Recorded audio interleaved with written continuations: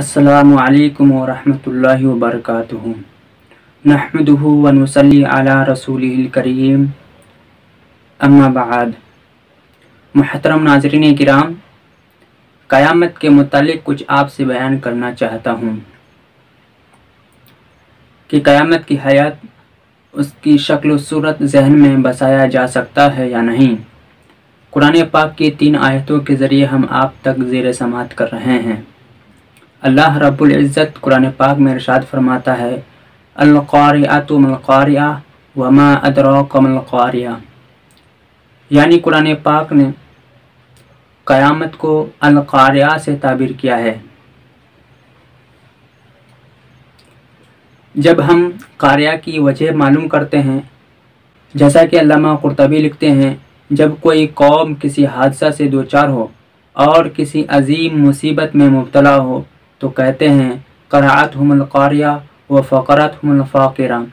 यानी क़यामत, क्योंकि क़यामत एक अजीम मामला है जिसका इदराक न ख़याल कर सकता है, न इंसानी वहम ऐसी अजीम शय तक पहुँच सकता है और न ही उसका तसव्वुर किया जा सकता है। आगे अल्लाह रब्बुल इज़्ज़त इरशाद फरमाता है, वमा अदराका मल क़ारिअ।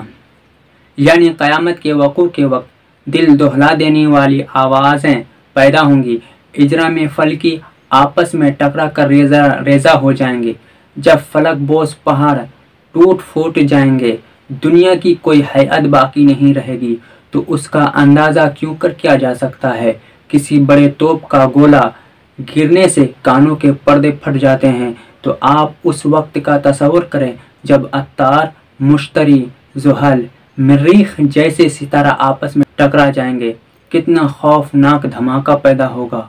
उस वक्त इंसान अपना होश हवास खो बैठेगा, दिमागी तवाज़ुन बरकरार नहीं रहेगा। कोई होश बाख्ता यहाँ गिरा पड़ा होगा, कोई वहाँ गिरा पड़ा होगा। इंसान का गुरूर व तकब्बुर सब काफुर हो जाएगा। अल्लाह रब्बुल इज़्ज़त इरशाद फरमाता है, यौमा यकूनु कल फराशिल मबसूस।